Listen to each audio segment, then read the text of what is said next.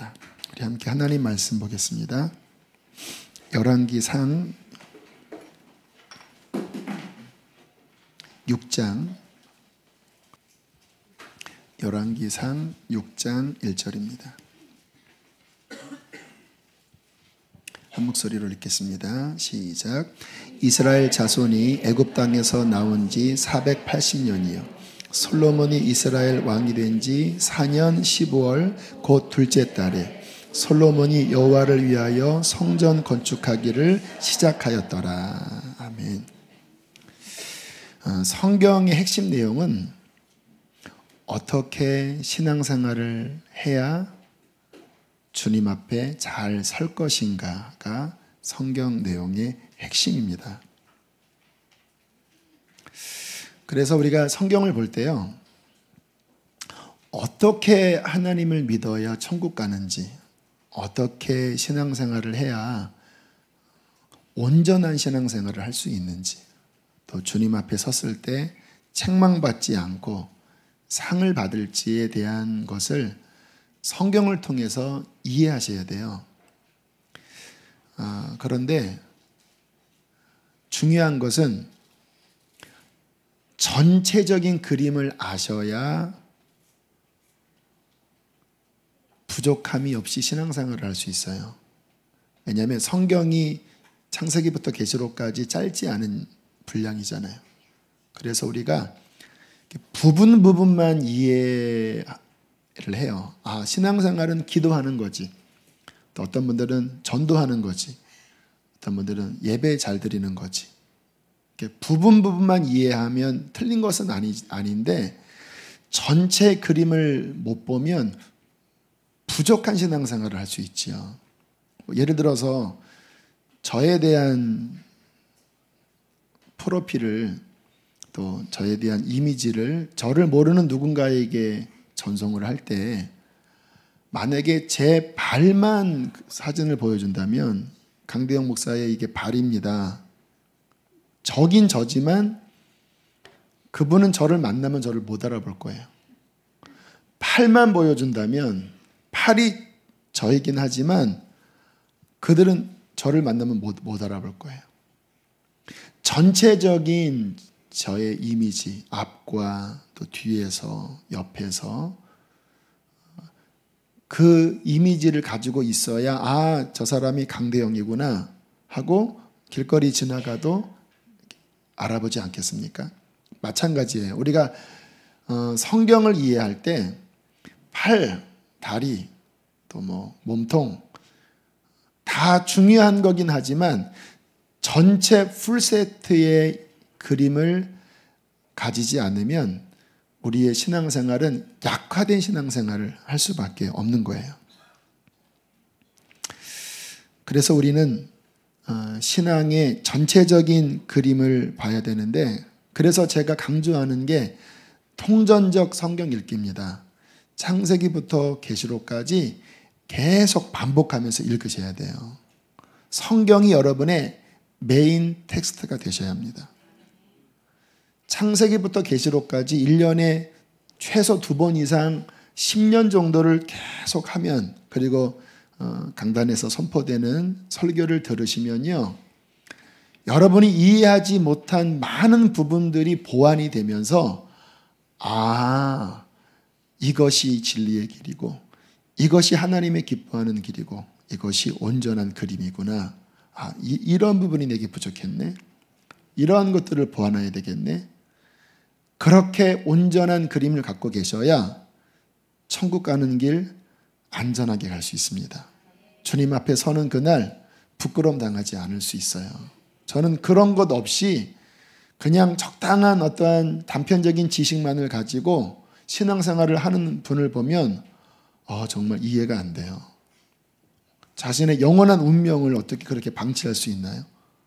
그리고는 또 그런 분들은 확신을 갖고 있어요. 나는 잘 믿고 있다고.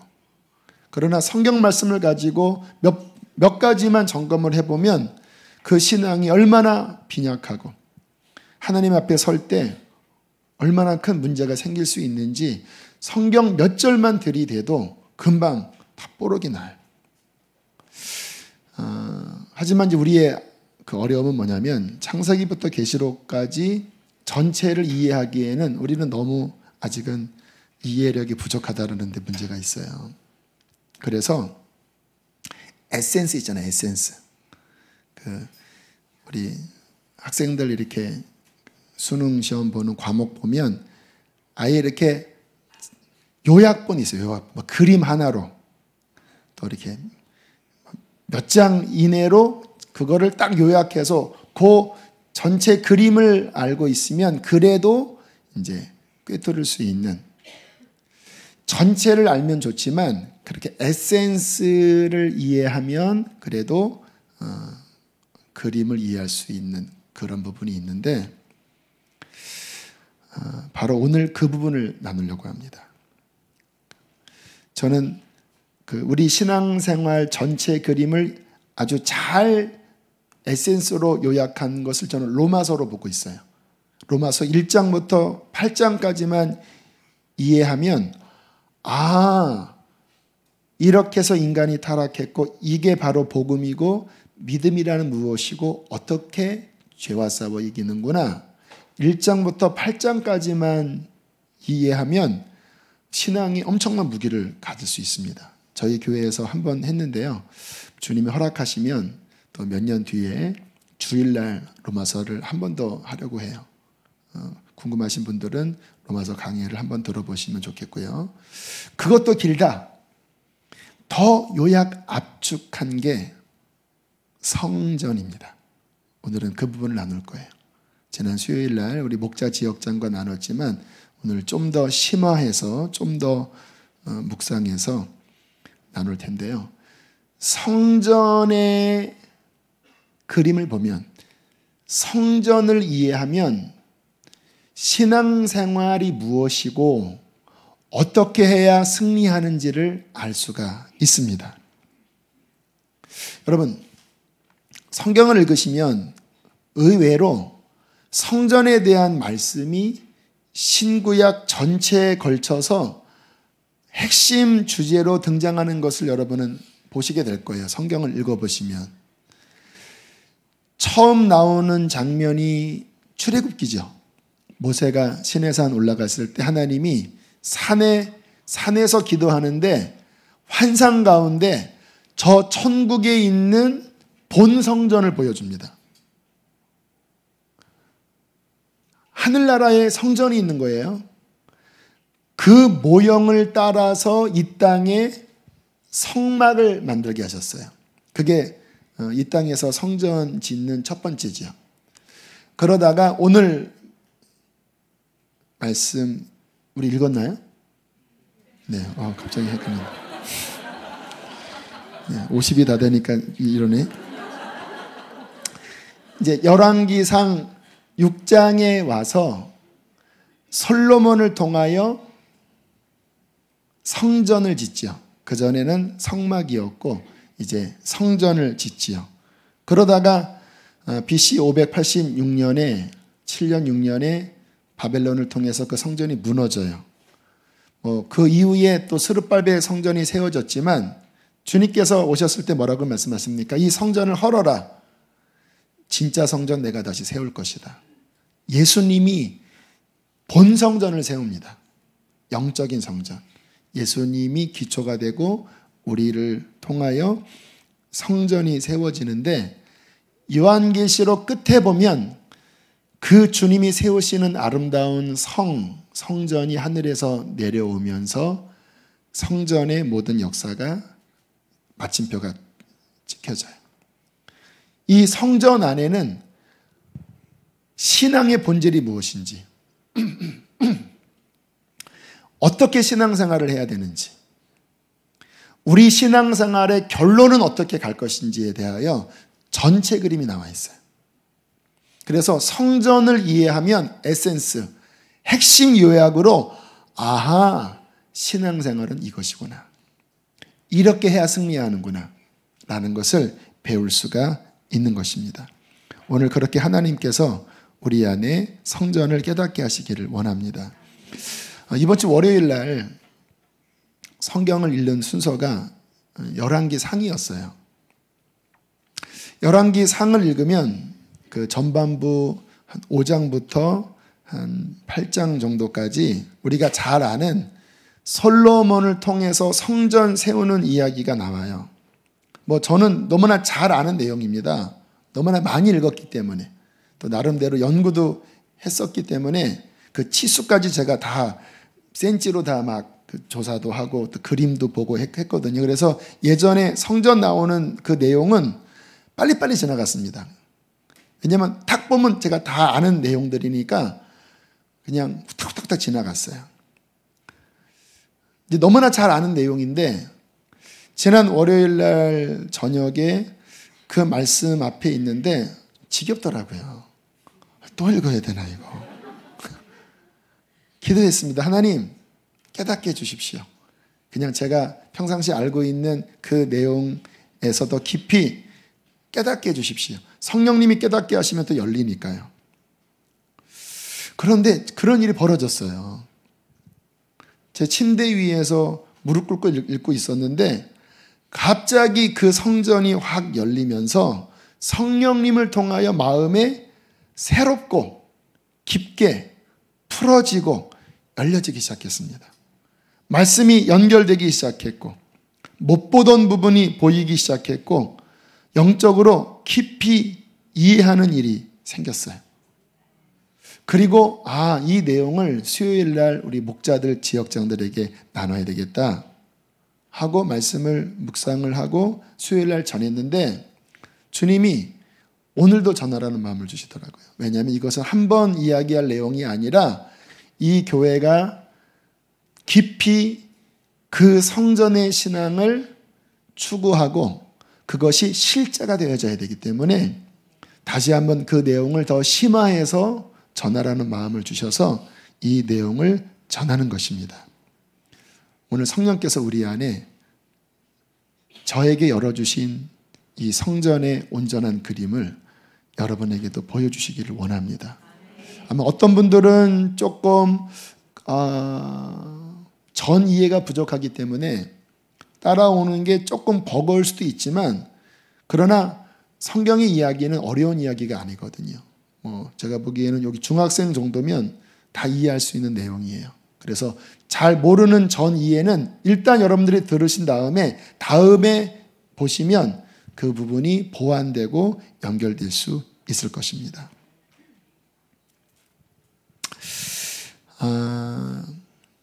솔로몬이 성전을 건축했지만 솔로몬이 성전 건축하기 전에 누가 성전을 짓고 싶어 했을까요? 다윗이 짓고 싶어 했어요. 그런데 하나님이 허락하지 않으셨습니다. 너의 후손이 지을 것이다.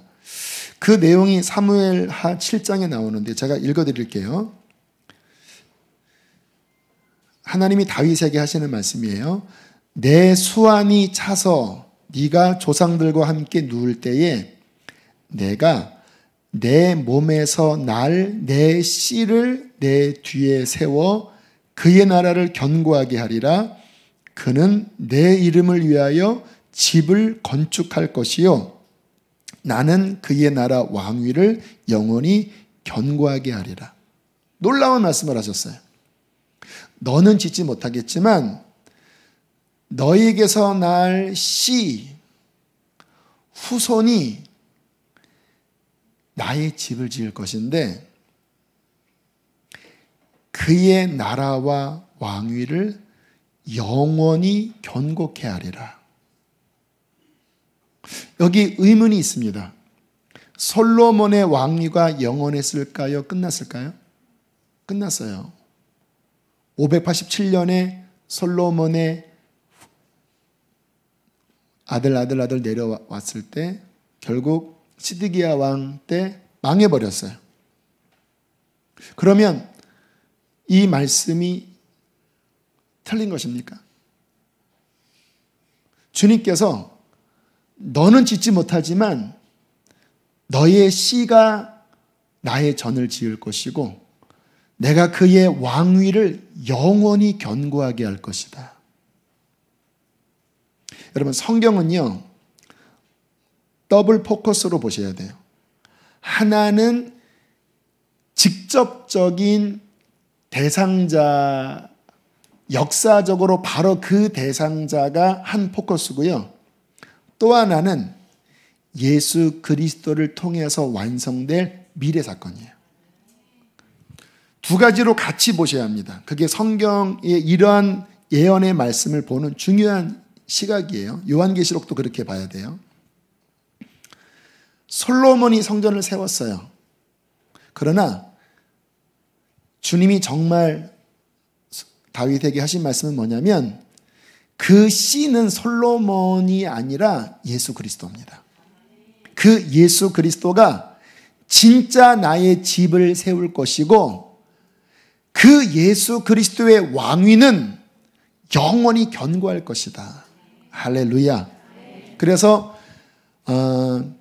하나님께서 말씀하신 그 솔로몬 성전의 본체는 예수 그리스도와 그가 세우는 진정한 성전이 있어요. 그래서 솔로몬 성전이 무너지기는 했지만 성막이나 솔로몬 성전 그림 안에 장차 예수 그리스도가 세우실 그 진정한 성전의 모형이 그 안에 담겨져 있어요. 구약은 일종의 모형물이거든요. 잘 보면 신약의 영적인 의미를 이 모형에서 발견할 수 있어요. 그냥 구약에 나온 모형만 보면 오늘날과 상관이 없어요. 더 이상 오늘날 구약 제사 안 드려요. 그런데 그 안의 의미를 가만히 들여다보면 그 안의 영적인 의미가 신약의 주님의 교회 온전한 성전의 그 의미가 무엇인지가 그 안에 나와 있다는 거예요. 그래서 성전을 보면 하나님이 앞으로 끌어갈 세계가 보이고 또 주님께서 우리를 부르셔서 구원하신 그 본론이 무엇인지, 도대체 우리가 어떻게 신앙생활을 해야 승리를 할 수 있는 것인지, 또 마지막 하나님의 심판대 앞에 서면 어떤 성전된 신앙생활을 해야 승리할지가 성전 이미지 안에 나와 있다는 거예요. 에센스입니다. 오늘 이 그림이 우리 안에 충분히 비춰져야 됩니다. 그리고 그 그림에 맞게 우리의 신앙생활을 고치고 또 거기에 맞추셔야 돼요. 자, 성전에 대한 그림을 보면요. 자, 성경 하나 더 찾아볼게요. 열왕기상 5장 17절 한번 읽어보세요. 자, 성전의 구조인데요. 열왕기상 5장 17절입니다. 우리 함께 읽어보실까요? 시작. 명령을 내려 크고 귀한 돌을 떠다가 다듬어서 성전의 기초 속으로 놓게 하매. 자, 여기 보면 기초석이 나와요.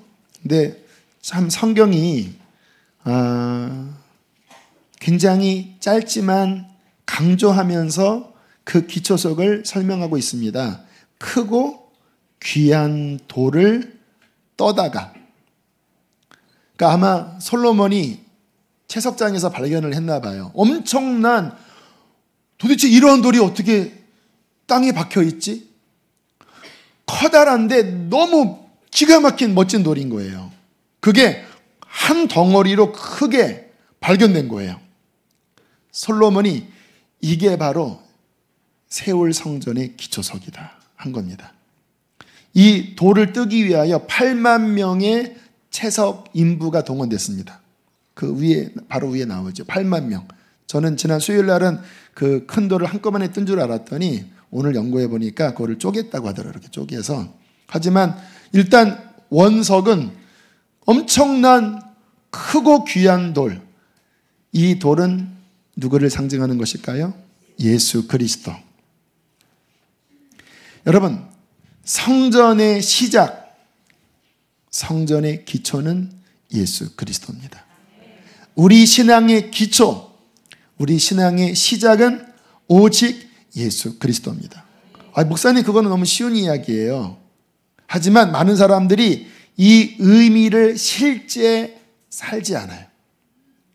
여러분, 성전의 기초 크고 귀한 돌 예수 그리스도, 그 기초석 위에 주님의 전이 세워져서 그 전의 모든 것의 출발은 지지되는 이 기초석 예수 그리스도인데, 우리가 진짜 성전 되려면요, 예수를 믿는 건데요, 그것은 뭐냐면 우리의 삶의 모든 것의 기초와 의지는 예수여야 돼요.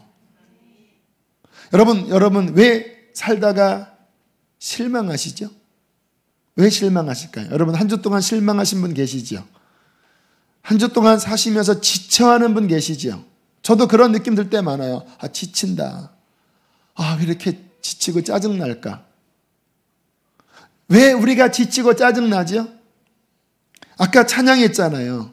주는 지치지 아니하신, 약한 자 방패 되시는, 독수리 날개치며 올라간 힘을 주시는 분. 여러분, 우리가 내 힘이 근원이고 세상이 나의 기초고 육신적인 게 나의 기초로 뿌리를 내리면요, 우리는 지칩니다. 우리는 두려워해요. 우리는 흔들려요. 왜? 그 기초는 영원한 기초가 아니고 진짜 힘을 못 줘요. 흔들립니다. 우리 신앙생활은 뭐냐면요, 오직 나의 기초는 예수 그리스도입니다.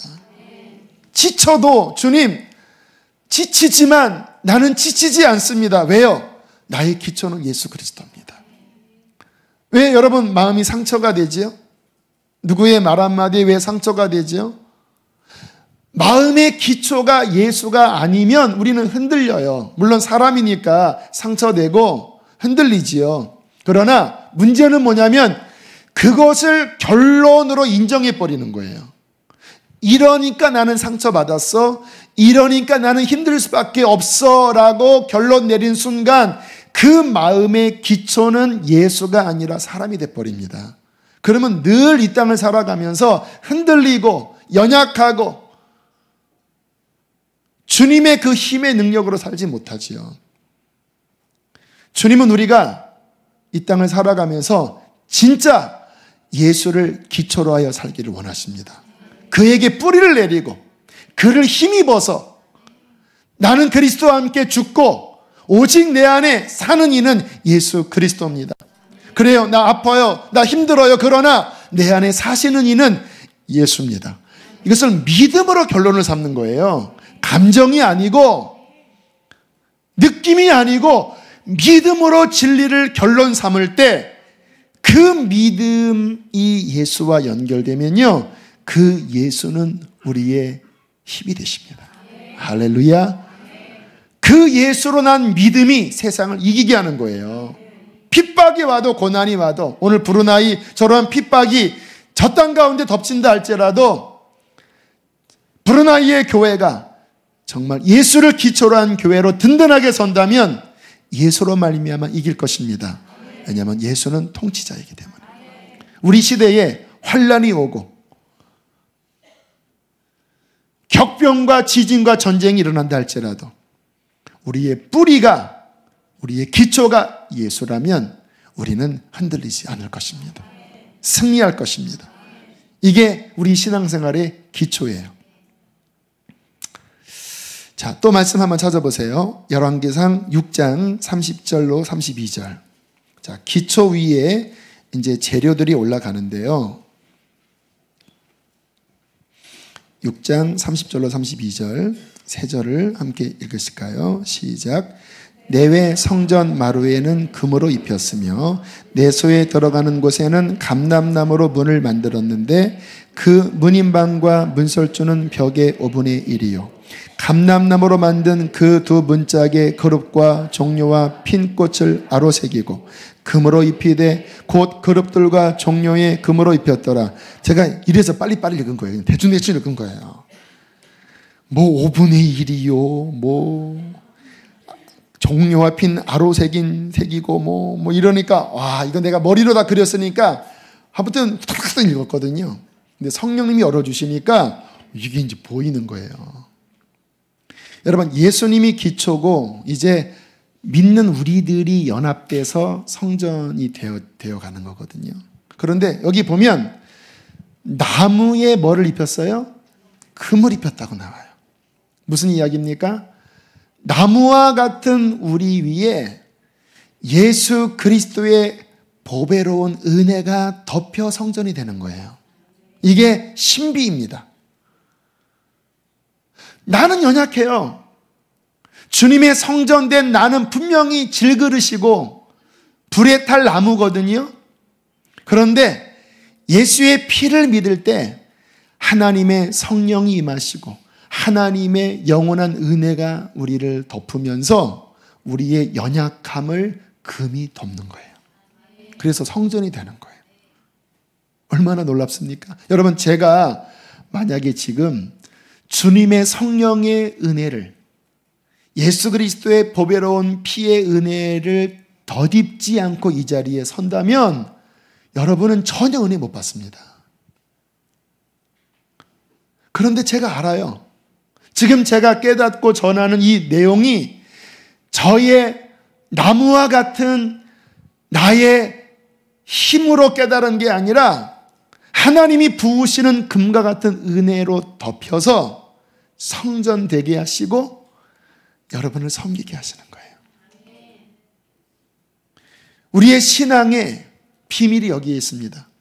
우리는 질그릇처럼 연약하고 나무처럼 보잘것없지만 우리 안에 보배로운 예수가 계시고 우리 위에 정금이 덮여 있습니다. 그래서 우리는 나로 사는 것이 아니라 늘 주님으로 살아야 되는 거예요. 우리 신앙생활은 왜 끊임없이 이렇게 예배하고 성경을 읽고 기도해야 되는지 아세요? 내가 앞서 나가면 우리는 인간 냄새 나요. 인간 냄새 나는 거는 좋지 않아요. 여러분 가까이 가서 한번 냄새 맡아보세요. 겨드랑이 냄새 맡아보세요. 이래요. 인간이에요. 입 벌리고 한번 가까이 냄새 맡아보세요. 세균 냄새 나요. 그게 인간입니다. 그러나 우리 위에 성령이 덮고 우리 위에 주님의 보혈이 덮고 우리 위에 주님의 진리가 덮일 때에 우리는 영광스러운 주님이 거하시는 전이 되는 것입니다. 할렐루야. 자, 기초와 이제 나무와 금으로 이루어진 전이 이제 만들어졌는데요. 자, 이제 본론으로 들어가서 성전의 모습을 살펴보면요. 예수님을 어떻게 믿어야 되는지에 대한 내용이 들어있어요. 성도님들이 이 부분을 부분적으로 아세요. 그래서 실패합니다. 오늘 이 부분은 시간이 좀 흘러도 꼭 전체를 이해하셔야 돼요. 자, 이 성전 안에, 이 성전의 모형 안에 우리가 어떻게 신앙생활을 할 때 승리할 수 있는지 또 풍성할 수 있는지에 대한 완벽한 설계를 그려놓으셨어요. 이 성전은 크게 세 섹션으로 이루어져 있습니다. 뜰이 있고요. 성소가 있고요. 지성소가 있습니다. 그리고 플러스 원 하나 더 있어요. 이 플러스 원은 나중에 말씀을 드릴게요. 자, 첫 번째 섹션인 뜰이 있어요. 그 뜰의 첫 번째는 뭐가 있을까요? 번제단이 있습니다. 이렇게 석쇠로 된 것 밑에 불을 태우는 것 있고 거기에 이렇게 아무튼 정사각형의 이렇게 단으로 올라가는 제단이 있는데 그것은 불을 태우고 피를 바르는 곳이에요. 신앙생활을 하면서 제일 처음에 반드시 통과해야 될 것이 바로 이 번제단인데 이 번제단에서는 회개를 해야 되고 피가 뿌려져야 합니다. 이 피는 구약에는 짐승의 피였지만 우리에게는 보배로우신 예수의 피가 뿌려졌습니다. 근데 예수의 피가 뿌려졌지만 그 피가 내 것이 되려면 회개하셔야 합니다. 여러분, 죄는 하나님과 나 사이를 가로막습니다. 죄가 있으면 천국 못 가요. 아십니까? 죄가 해결되지 못하면 천국 못 가요. 죄는 하나님과 나 사이를 가로막습니다. 신앙생활의 첫 출발은 죄를 해결해야 되는 거예요. 하나님과 나 사이 가로막은 그 죄를 해결해서 하나님과 화해해야 되는 거예요. 저는 제일 두려워하고 제일 싫어하는 게 종교생활이거든요. 종교생활은 뭐냐면 진정한 핏부림이 없이, 진짜 회개 없이 죄는 고스란히 끌어앉은 채 그냥 예배당에 앉아있는 것. 하나님과 화해가 안 됐어요. 하나님과 살아있는 교통이 없어요. 주님을 만나는 성령의 역사가 없어요. 있긴 있어도 그냥 감각적으로 겉으로 받는 거지, 정말 그 내면의 핏부림, 주님과의 진실한 만남이 없는 가운데 교회에 왔다 갔다 하는 것을 저는 가장 두려워합니다. 그것은 가짜 신앙입니다. 그러한 신앙은 지옥 가는 곳밖에 안 돼요. 왜? 피가 내 깊은 곳을 씻지 않았는데 어떻게 거룩하신 하나님 앞에 설 수가 있겠습니까? 주님 앞에 회개해야 합니다. 물론 처음 우리가 주님을 만날 때 회개하는 것도 회개지만 매일 또 죄를 짓잖아요. 처음에 하나님 앞에 회개하는 그 통회하는 마음이 주님 나라 갈 때까지 유지돼야 돼요.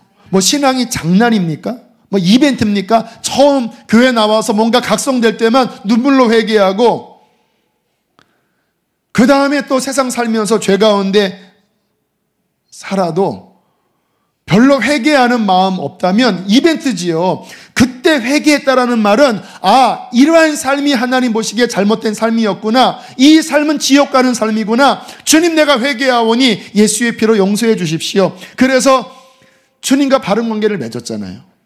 그러면 그 다음 무슨 이야기입니까? 계속 그것을 유지해야 되는 거잖아요.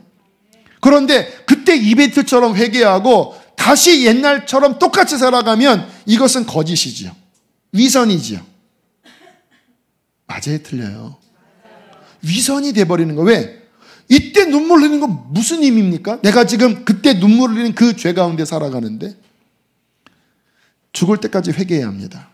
물론 이 말은 이때 뿌려진 예수의 피가 무효냐 그런 의미는 아니에요. 분명히 처음 거듭날 때 주님의 존귀한 피가 그에게 뿌려지지만 신앙생활은요, 두렵고 떨림으로 마지막까지 예수의 피 안에 거해야 합니다. 구약의 제사는요 굉장히 무섭습니다. 어떤 사람이 죄를 범하면 레위기에 나와 있어요. 그는 그 범과에 합당한 짐승을 데리고 와라. 자기 우리에서 양이든 염소든 소든 자기가 골라서 끌고 와야 돼요. 그리고 제사장 앞에서, 그 번제단 앞에서 자기 죄를 고백해야 합니다. 내가 무슨 죄를 저질렀습니다. 구체적으로 이야기해야 돼요. 그리고 이야기하면서 양의 또는 소의 머리에 손을 얹고 회개해야 합니다. 그러면 죄가 일로 전가되는 거예요. 그 다음에 어떻게 해야 돼요? 칼을 가져다가 잡아요. 여러분, 이 잡는 게요, 이게 쉽지 않아요. 여러분, 쥐새끼 한 마리 잡는 것도요, 끽끽 하면서요, 이 끈끈이로 쥐 되게 많이 잡아봤는데요, 막 그 끈끈이 붙어서 막 노려보면서 막 무서워요. 그런데 소나 이거를 칼로 잡을 때 이게 한 번에 안 죽는데, 이 목을 자르면. 그러면 몇 번을 쳐서 막 난리를 치고 막. 내 죄 때문에 이 짐승, 어떤 면에서는 자식 같은 짐승이거든요. 막 죽어가는 거를 막 자르고 막 뜯고 막 심장을 끊어내고 막 도려낼 때 이 제사를 제대로 지내는 사람은요, 정말 그 죄의 참혹함 아주 뼈저리게 느낀다고 그래요. 뼈저리게. 그 피를 담아다가 단에 뿌리고 뿔에 바르고, 이게 구약의 모습이었거든요. 주님께서 감사하게 그런 짐승을 잡지 않고 2000년 전에 십자가에서 자신의 몸을 드린 예수 그리스도의 한 번의 영원한 제사가 인류의 모든 죄를 씻을 완벽한 희생제물 보혈이 됐다고 말씀하세요. 이제 우리는 그 피로 나가는 거예요. 그 피 앞에, 그 예수 앞에. 그러나 언제나 내 실패와 연약함이 구약 제사의 모습처럼 고백되어지고 인정되어져서 피를 만나야 피가 효력이 있는 거지, 예수의 피가 한 번에 완전한 온 인류의 죄를 영원히 갚을 만한 능력이지만, 그러나 그 능력은 언제나 회개하는 곳에, 자백하는 곳에 피가 효력이 있는 거예요. 자백하지 않으면, 회개하지 않으면 그에게는 그 피가 효력이 없지요. 그래서 불신자들이 지옥 가는 거 아니겠습니까? 회개해야 된다는 거예요. 우리 신앙생활에 하나님 앞에 가로막힌 것에 대한 진실한 뉘우침, 그 피를 의지하여 고백하는, 회개하는 신앙생활 없이 매일매일 죄를 짓는데, 매일매일 하나님과 나 사이를 가로막는데, 매일매일 회개 없이, 번제단을 지나가는 것 없이 어떻게 거룩하신 하나님을 진짜로 만날 수 있겠습니까? 그래서 오늘날 많은 성도들이 실패하는 거예요. 왜? 회개를 이벤트 형태로 일회성으로 하고 다시 예전처럼 살면서 또다시 힘들게 그런 회개 과정을 안 밟으려고 하는 거예요. 그러한 신앙은 저는 무너진다고 생각합니다. 제가 제일 두려워하는 것, 내 신앙생활에 회개가 사라지고 그냥 습관으로 하나님 섬기는, 저는 절대 이렇게 하지 않으려고 그래요.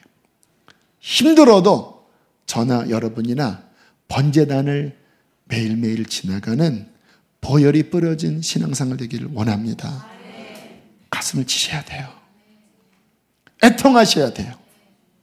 마음이 가난해지셔야 돼요. 그자만이 신앙생활 승리할 수 있어요. 자, 그렇게 피를 지나는데요, 이 첫 섹션에 여기는 이제 씻는 자리예요. 그런데 번제단만 씻지 않고 성소를 들어가기 전에 커다란 물두멍에 물이 담겨져 있어요. 거기에 제사장이 손과 발을 씻고 들어가요. 저와 여러분이 이제 왕 같은 제사장들이잖아요. 씻고 들어가요. 손과 발을. 피만 씻는 게 아니라 물도 씻습니다. 이 물이 무엇일까? 신약으로 넘어가면요, 이 물에 대하여 정확하게 말씀하고 있습니다. 예수님께서 내가 너희에게 일러준 말로 깨끗하여졌으니, 에베소서 5장에는 말씀의 물로 깨끗게 하사라고 말씀해요. 하나님 말씀이 물입니다. 말씀이 우리를 정결하게 하는 거 아세요? 저는 실제로요, 제가 회개할 때는 언제나 성경을 읽으면서 회개를 해요. 어떤 죄에 넘어지고 제 영적으로 막혔을 때는 그냥 회개가 잘 안 되더라고요. 그러면 저는 성경 한 권을 읽습니다. 뭐 사도행전이나 로마서나 뭐 고린도전서나 읽어요. 그러면 정말 말씀을 읽다가 뭔가 풀어지더라고요. 말씀을 읽다가 더 깊이 회개가 되고, 말씀을 읽을 때 어느 순간에는요, 어떤 시원한 진짜 물이, 영적인 감각 이야기예요. 물이 이렇게 제 속을 이렇게 씻는, 물이 부어지는 느낌이 들어요. 성경을 읽으면서. 여러분, 이 첫 번째 섹션에 번제단의 피와 물두멍의 물이 함께 우리를 씻어야 성소 안으로 들어갈 수 있습니다.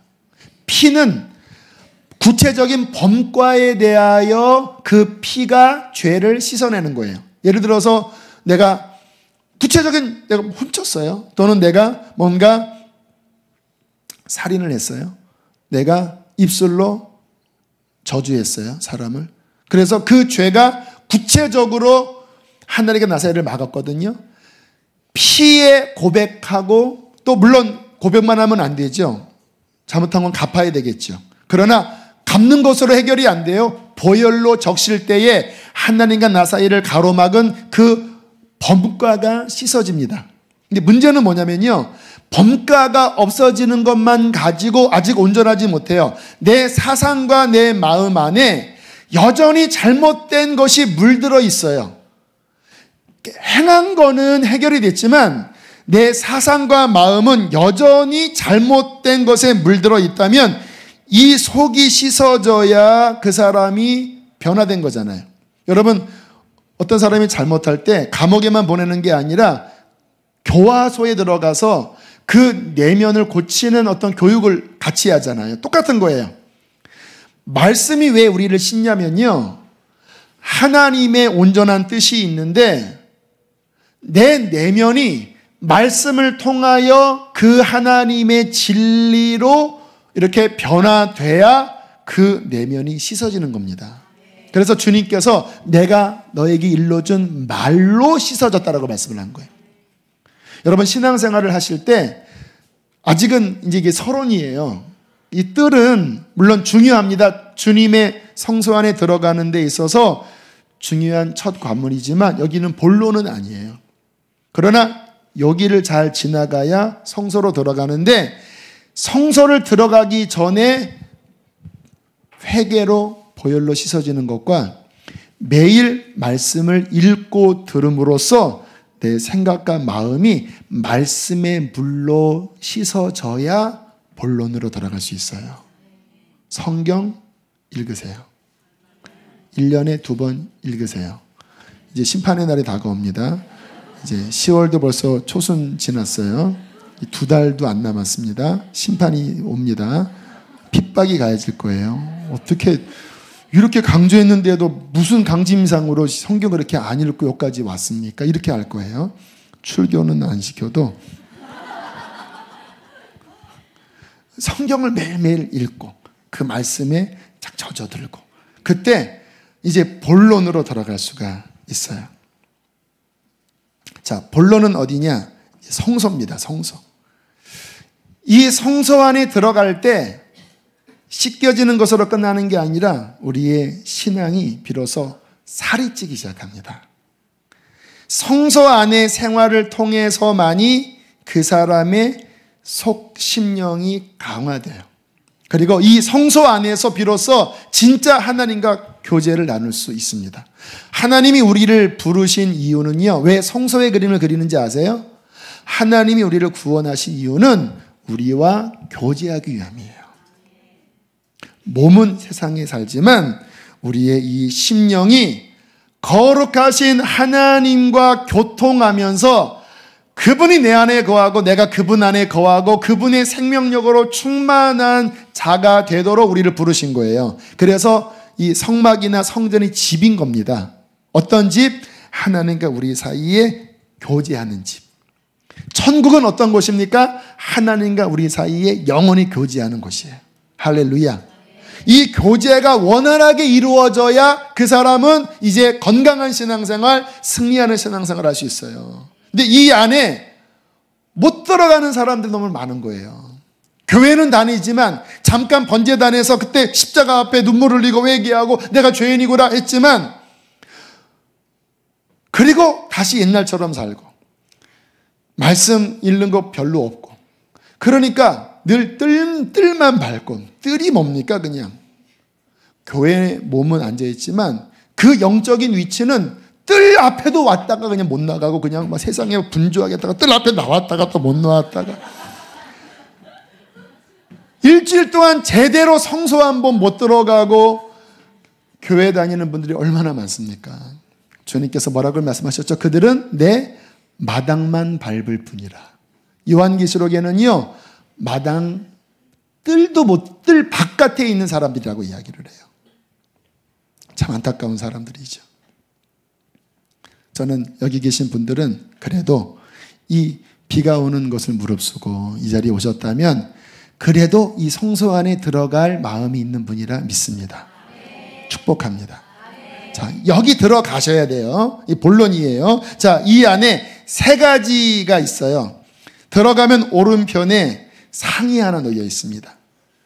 거기에 진설병이라고 떡이 2줄, 한 줄에 6개씩 2줄, 12개 떡이 다 놓여져 있어요. 이 떡은 무엇일까요? 예수님인데요. 말씀이신 예수님, 예수님이신 말씀. 이 떡은 누구를 위한 것일까요? 왜 이 떡은 제사장들이 먹거든요. 심지어는 다윗과 함께 출정했던 소년들도 먹었어요. 그러니까 이 떡은 결국 우리를 위해 주시는 하나님의 영적 양식이에요. 물두멍도 물이지만 그 물은 씻는 물이라면 본론으로 도루오는 이 진설병은요, 씻는 물이 아니라 우리 영혼의 진정한 양식이에요. 여러분, 지금 제가 다 하나님 말씀 가지고 이야기를 하잖아요. 이게 지금 떡이에요. 예수님에 대한 이야기거든요. 성전은 예수님이니까. 이러한 말씀이 깨달아질 때, 우리 신앙생활에, 그게 신앙생활이구나. 그게 성전이구나. 지금 여러분 떡을 먹는 겁니다. 할렐루야. 이 성소 안에, 왜요? 제가 이 안에서 떡을 지난 주간에 먹었거든요.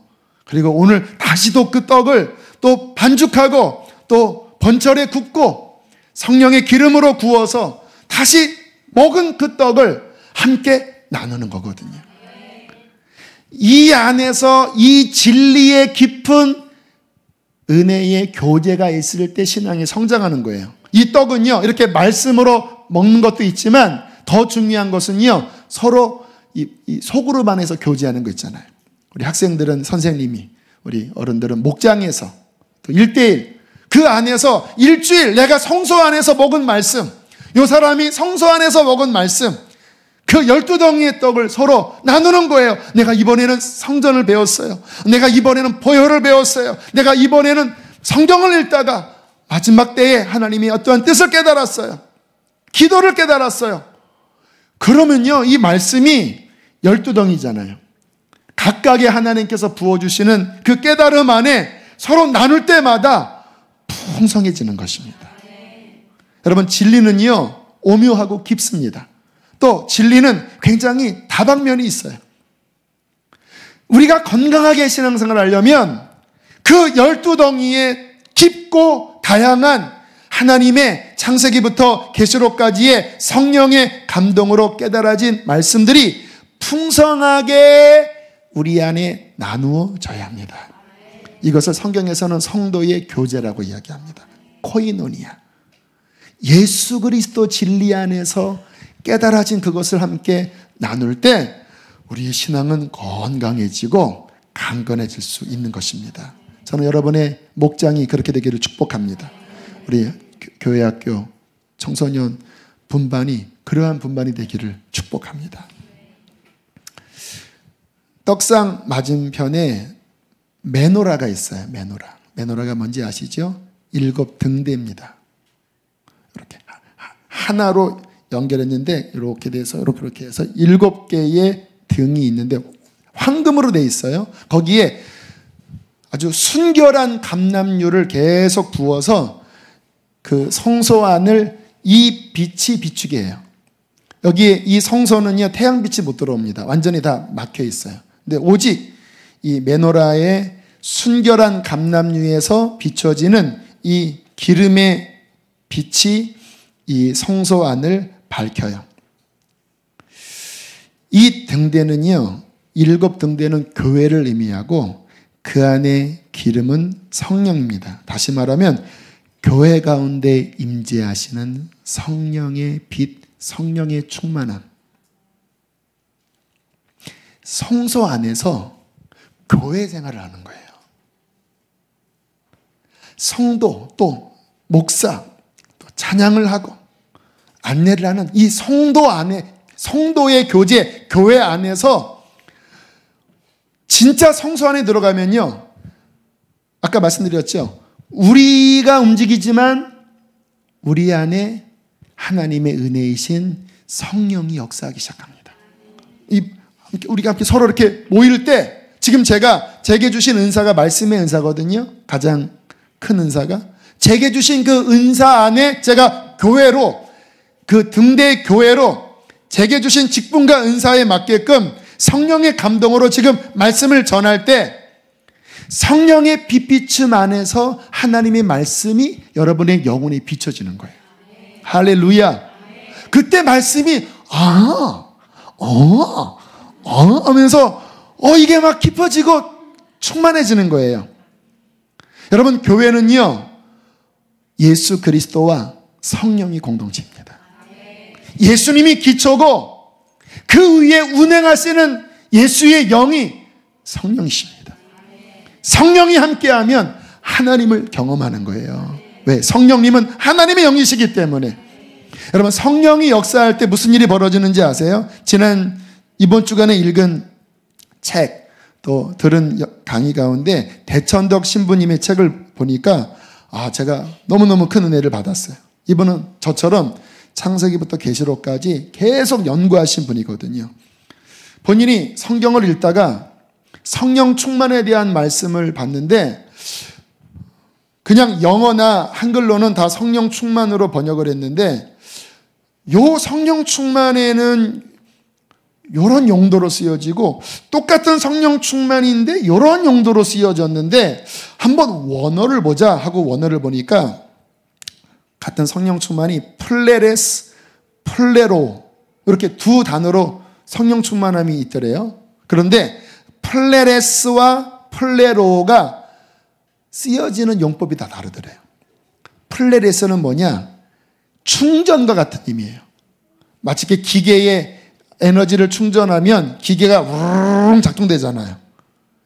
그래서 이 성령 플레레스의 충만이 작동이 되면 은사가 나타나고 능력이 나타나서 막 사도들이 막 복음을 전하고 막 귀신을 쫓아내고 하는 은사가 나타나서 하나님의 역사를 세상 가운데 이루는 어떠한 힘을 가리킬 때 플레레스, 충전의 성령 충만함, 이것은 외적인 역사로 나타날 때 이 단어를 쓰더래요.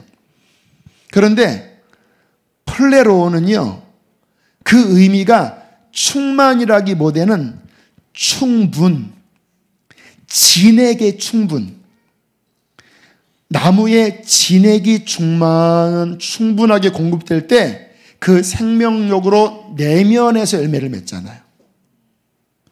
플레로는요, 그 성령의 생명의 진액이 내면 안에 들어와 내면을 성숙시키고 내면을 변화시키고 내면에 성령의 열매를 맺게 하는 거예요. 근데 두 가지가 같이 나와요. 하나님의 그림입니다. 성령의 외적인 플레레스 능력으로 이 세상에 사탄을 물리치고 하나님을 대적하는 이런 악한 것들을 깨트리고 그리고 하나님의 은사의 능력으로 사람들의 질병도 고치고 그렇게 해서 하나님의 역사를 세상에 이루어야 돼요. 예수님은 그렇게 하셨습니다. 그러나 그것만 가지고는 안 돼요. 성령의 진액, 플레로가 우리 안에 충만하게 채워져서 우리의 내면을 변화시키고 우리의 상한 것들을 고치고 우리에게 그리스도의 형상을 담게 해서 내면을 변화시키고 성장시켜요. 오늘날 교회들은요, 자꾸 나눠요. 장로교는요, 플레로만 강조해요. 그래서 막 방언하면 그거는 옛날에 끝난 거다 하고 터부시예요. 능력 터부시예요. 같이 가야 합니다. 그게 온전한 그림이에요. 성소 안에, 교회 안에 순결한 감람류, 성령의 기름 부으심이 충만하게 지금 흐르고 계십니다. 그때 성령님은 플레레스의 역사로 은사 가운데 선포케 하시고 약한 자를 일으키시고 사탄을 깨뜨리시고 질병을 치료하여 주시고 하나님 나라를 확장하는 강력한 충만, 충전의 능력으로 역사하여 승리하게 할 뿐만 아니라 플레로 생명의 진액 안에 충분히 우리 안에 지금 여러분 안에 흘러들어와 여러분의 심령을 성숙시키시는 거예요. 그때 우리는 비로소 강해지고 충만해져요. 이 세상 안에서 그리스도의 형상이 우리 안에 이루어져 가는 거예요. 어디에서 일어난다고요? 성소 안에서. 성소 안 들어가면 그 사람은 말라붙어 있어요. 그냥 죄에 막혀갖고 무슨 플레레스 플레로 무슨 요플레냐면 이러고 있고 그냥 세상에 그냥 메마르게 그냥 들으면 그런 게 있나 보다라고 하지만 그 내면 안에 들어가면 성령의 빛이 너무 없어서 깜깜하게 살아가는 거예요. 하나님의 진리에 대한 이해가 너무너무 없고 말씀의 영적 교제가 너무너무 없고 그러니까 그냥 피골이 성접해갖고 그냥 영적으로 눈이 퀭해갖고 그냥 고개를 푹 숙이고 까만 옷을 입고 회색 옷을 입고 그냥 지옥불을 향해 이렇게 걸어가면서 이렇게. 제가 웃기게 이야기하지만 실은 웃긴 얘기가 아니에요. 얼마나 이 성소 안에서 이 풍성한 생명력을 우리가 누리냐 이 말이에요. 제가 아까 처음 말씀드린 이 온전한 그림을 봐야 된다라니까요. 뜰도 제대로 못 밟는 가운데 이 하나님의 온전한 신앙생활을 못하면 얼마나 그 사람은 손해입니까? 자, 이제 지성소 안에 들어가기 전에 뭔가 막혀 있는데 이제 신약에서는 막혀 있지 않아요. 근데 그 지성소 안에 들어간 그 앞에 뭐가 있을까요? 분향단이 있습니다. 이어서 이렇게 향이 이렇게 계속 올라가도록 그 향 재료를 제사장이 이렇게 놓으면 향이 싹 올라가요. 요한계시록에 보면요, 하늘의 본 성전이 나오거든요. 근데 계시록에 보면 이 땅의 성도들의 기도와 검은 고의 천사들의 찬양이 향이 되어 주의 보좌에 올라가는 내용이 나와요. 성경이 기가 막혀요. 신구약이요, 완전 통일성이 있어요.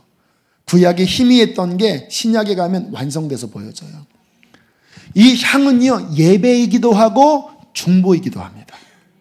하나님은 우리가 이 성소 안에서 충만한 진액을 누리어서 와 나 배부르다로 끝나는 게 아니라 이 땅에서 중보하는 중보자로 부르시는 거예요. 북한을 위해서, 앞으로 다음 정권을 위해서 기도해야 되잖아요. 브루나이를 위해서. 그 성소 안에서 하나님의 은혜를 누린 사람이 이제 그분 앞에 기도할 때, 솔로몬의 성전 다 완공한 다음에 하나님 앞에 기도하거든요. 전쟁에 대한 기도, 기근에 대한 기도, 각양 구체적으로 기도하는데 솔로몬이 뭐라고 했냐면 이 집은 만민이 기도하는 집이고 또는 만민을 위하여 기도하는 집일 것입니다. 주님, 이 전에서 드리는 기도를 받아주십시오. 하나님께서 꿈에 나타나서 내가 이 전에서 드리는 기도를 받을 것이다. 성소 안에서 중보하는 거예요. 예배하는 거예요. 그렇게 올라가는 수없는 기도가, 이슬람이 저렇게 장벽을 치고 북한이 저렇게 발악을 하지만 성소 안에 하나님과 막힌 담이 없는 진정한 백성들의 기도는 하늘로 올라갈 때 요한계시록에 보면요, 향이 위로 올라가거든요. 근데 그 향이 하나님께 올라간 다음에 다시 땅에 쏟아지는데 그때 지진과 내성과 번개가 해서 땅이 흔들려요. 우리가 중보하는데요, 하나님이 그 기도를 들으시고 세상을 움직이는 거예요. 이 땅에 부흥을 내리시는 거예요. 이슬람의 저 장벽을 무너지게 하시는 거예요. 북한의 공산 저 우상 정권이 무너지게 하는 거예요. 왜요? 우리는 약하지만 여러분, 세상에서 가장 능력 있는 사람이 누군지 아십니까? 성소 안에서 하나님과 막힘없이 기도의 향을 올려 그분의 보좌에 상달되게 하는 그 사람이 가장 강력한 사람이에요. 그는 하나님이 기업입니다. 그가 부를 때 하나님은 귀를 기울이십니다. 할렐루야. 이 복된 삶, 충만하고 이 땅을 위하여 중보하고. 그러면 이제 그 다음이 있죠. 본론, 진짜 클라이막스지요. 어딥니까? 지성소. 구약은 막혀 있었습니다. 신약은 이게 예수님을 통해서 쫙 갈라졌어요. 지성소는 mercy seat, 자비의 자리라고도 해요. 이 지성소의 핵심은요, 하나님의 얼굴을 보는 것입니다. 하나님의 얼굴. 다윗이 갈망했잖아요. 내가 원하는 것은 주의 얼굴을 구하는 것입니다. 그 지성소 안에서는 이제 다른 것보다는 오직 그 마음의 소원이 하나님이에요. 하나님, 당신을 왜? 그분이 가장 아름다운 분이에요. 하나님이 우리의 목적이에요. 그분의 영광을 바라봐요. 그분의 영광을 바라볼 때 우리가 영광으로 변화돼요. 물론 성소에서 말씀을 누리고 주님의 기름 부음 가운데 우리 안에 변화가 일어나지만 진짜 본론은요, 지성소 안에서 하나님을 바라보면서 그분과 나 사이에 깊은 친교 가운데로 들어가는 거예요. 주님 사랑합니다. 주님 경배합니다. 다윗은 이미 그 장막 안에서 그걸 했어요. 성전이 세워지기 전에 이미 법궤를 텐트 안에 갖다 놓고 막힘없이 하나님을 경배하면서 그냥 주님 갈망합니다. 내 평생에 원하는 것은 하나님의 얼굴을 구하는 것입니다. 그때 정말 신앙의 정점, 그분과 내가 하나가 되는 것. 그분이 내 안에 거하고 내가 그분 안에 거하고 그분으로 만족하고 그분의 눈물을 배우고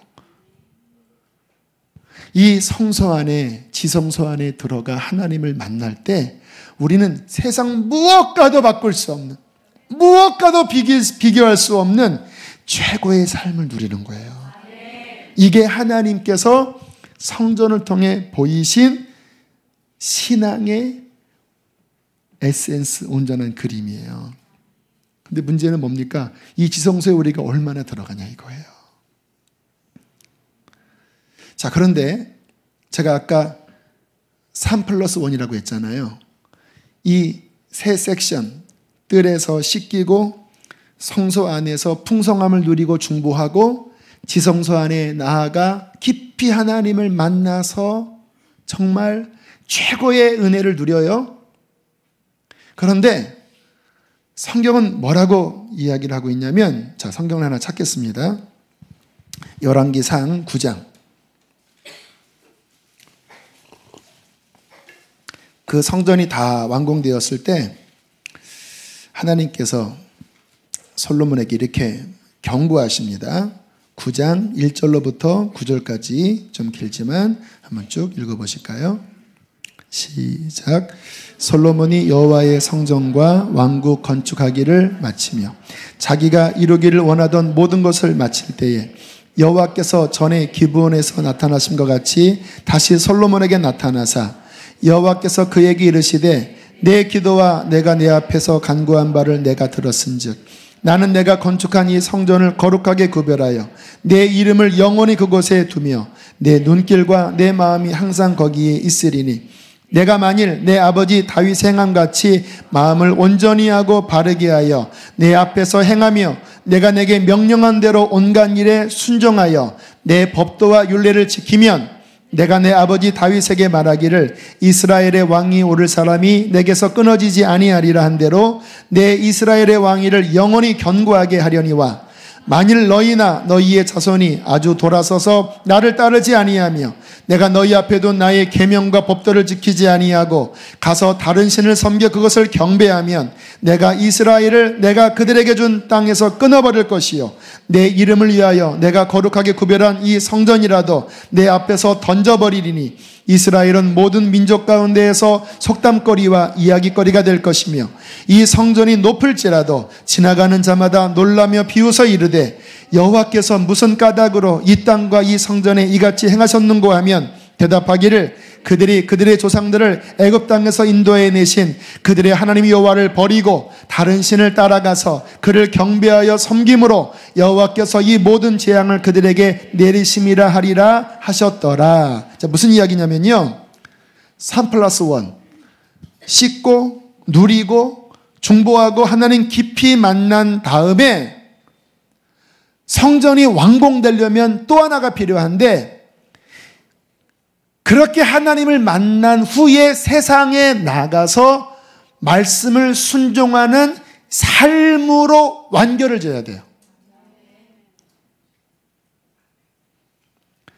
많은 사람들이 이렇게 예배당에서 지금 떡을 나누고 성령의 은혜를 나누고 이 안에서 너무너무 좋아요. 막 깨닫고. 그런데 이 세상은요, 시험의 세상입니다. 테스트가 있고 유혹이 있어요. 또 만만치 않아요. 그 속에 들어가서 여기서 누린 그 말씀이 삶으로 실천 안 되고 욕심을 따라가고 그 마음에 또다시 우상을 드리고 음란을 행하고 가정 안에서 직장 안에서 이 성전의 삶을 사는 합당한 진실함과 겸손함과 온전함과 순결함과 이러한 것이 무너져서 타협하고 야합하고 더러운 죄를 지으면 아무리 이 성소 안에서 이런 은혜를 누렸다 할지라도 삶에서의 성전이 완공되지 않으면 무너질 것이다.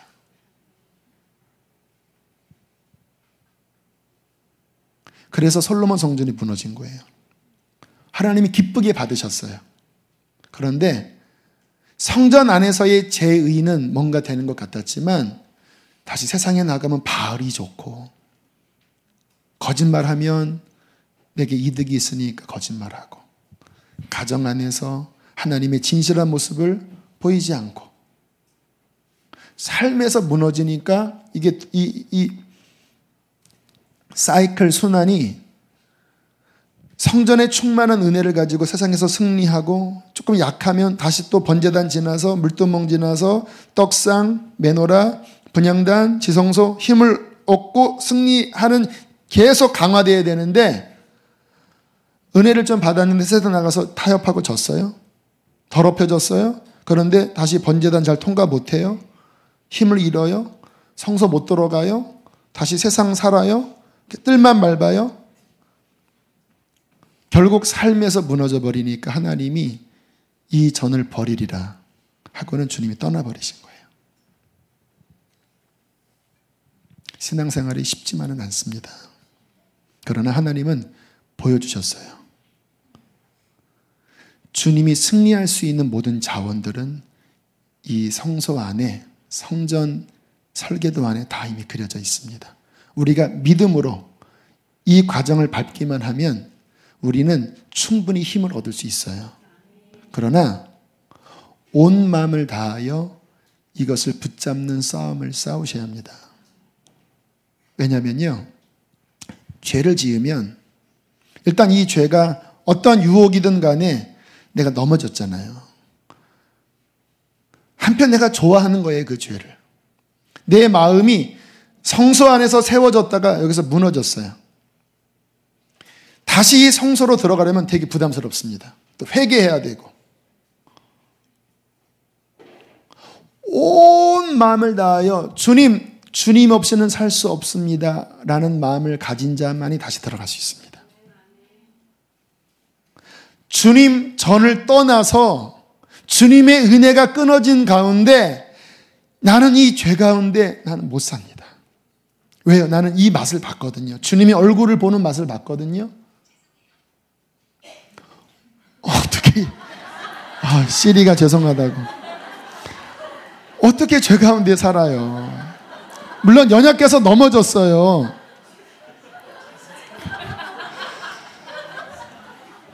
그런데 나는 이곳에 머물 수가 없어요. 그래서 하나님 천부의 의지 없어서 염치에 불구하고 나는 주님 앞에 옵니다. 나는 주님을 떠나서 살 수 없습니다. 하나님이 내게 얼굴을 가리시면 나는 살 수 없습니다. 온 마음을 다하여 주님을 찾으면 주님은 그에게 자비의 문을 열어주십니다. 왜요? 그분은 우리를 버리길 원치 않거든요. 근데 왜 버림받았는지 아세요? 그렇게 안 찾아요, 사람들이. 왜요? 그가 진짜 원하는 분은 하나님 섬기는 게 이벤트였던 거예요. 종교였던 활동, 좋았네? 그런데 진짜 그 마음 깊은 곳에는 자기의 욕심이 더 좋은 거예요. 그래서 이때 은혜 받고 좋았지만 넘어져서 요거 붙잡았을 때 다시 가기까지의 희생 갑질은 안 하고 그냥 머물러서 세상에 가는 거예요. 그래서 수많은 사람들이 은혜 받았다가 떨어지는 겁니다. 여러분, 생명 다해 주님 붙잡을 수 있겠습니까? 쓰러질 수 있어요. 왜? 우리는 연약하니까. 그러나 여기에 머물 수는 없습니다. 버림받아요.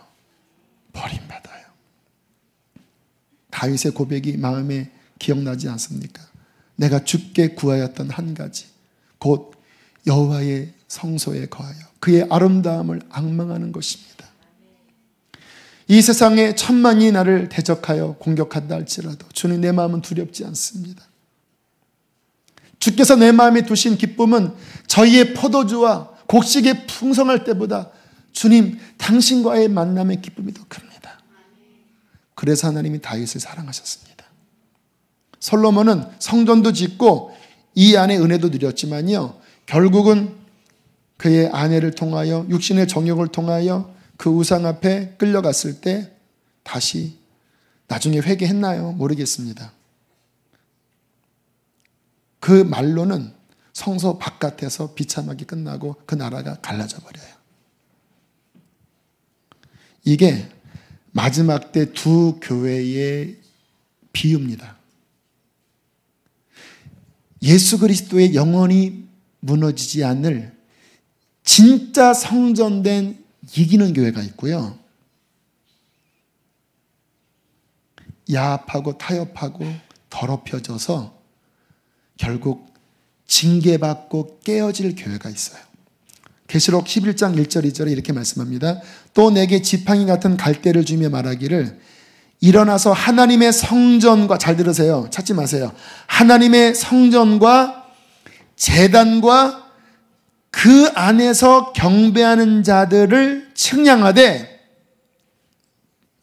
자를 주면서 성전과 제단과 그 안에서 경배하는 자들은 측량하되 성전 바깥 마당은 측량하지 말고 그냥 두라.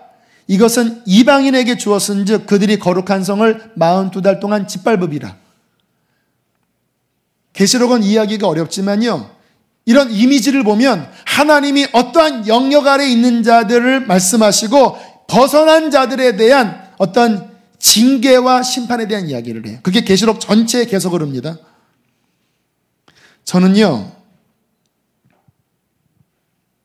주님께서 세우기를 원하시는 온전한 성전된 교회를 세우기를 원합니다. 저 어차피 한 번 목회하고 끝납니다. 2번 못해요.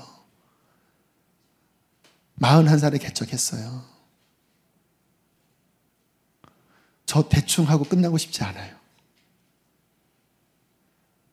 무너질 교회 세우고 끝나고 싶지 않아요. 뜰만 밟는 사람 많이 모으고 싶지 않아요. 물론 뜰부터 와야 되겠지요. 그러나 이 안에 들어가지 않은 가운데 타협하는 사람들 교인이납시고 끌어 모아놓고 사람만 늘리고 싶지 않아요. 그러려면 그런 곳으로 가십시오. 저 힘들게 하지 마시고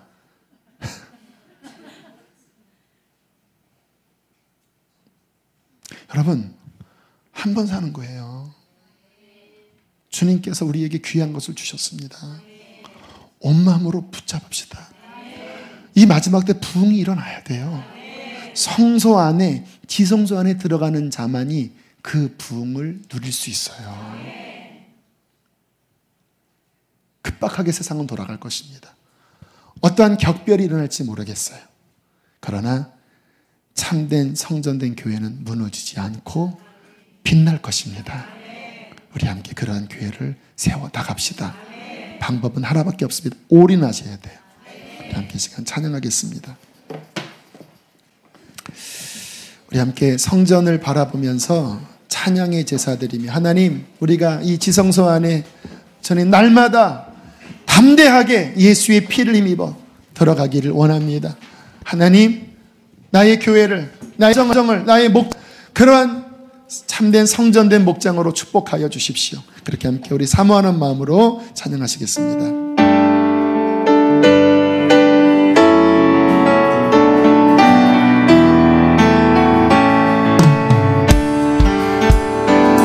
주의 이름 안에서 주의 성소로 가네.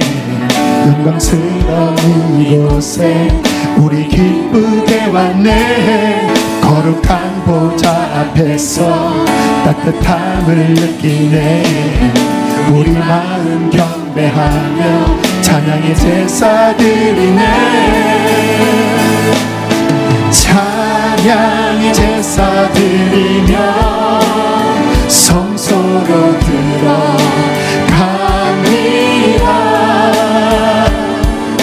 찬양의 제사 드리며 성소로 들어갑니다. 2절입니다. 주의 말씀 주시고, 주의 주의 말씀 주신 떡상이지요. 우리 감사드리네. 주의 날개 지성소입니다.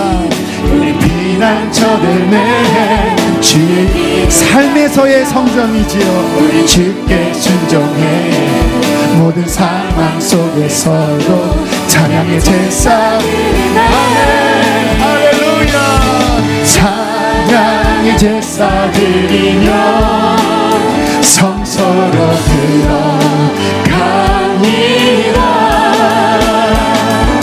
찬양의 제사 드리며 성소로 들어가니라. 우리 모두 주님께 감사의 제사를 드리세. 우리 모두 주님께 기쁨의 제사. 불 꺼주세요. 오 나의 자비로운 주여. 오 나의 자비로운 주여. 나의 몸과 영혼이 주님 은혜로 다 채워 주소서.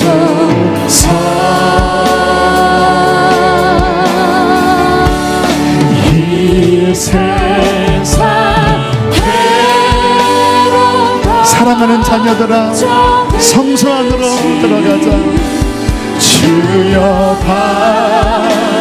받아주시고 힘든 세상에서 인도하소서. 할렐루야. 그 주님을 사모하는 마음으로 예수 예수.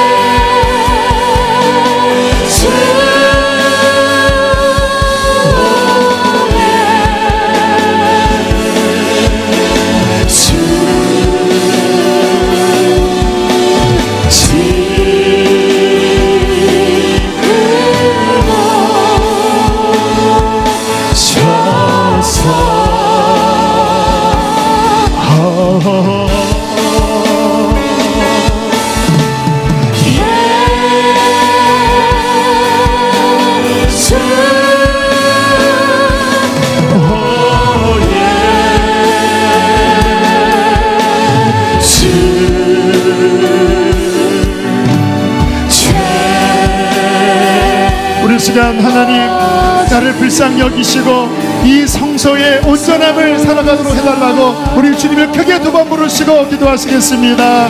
주여.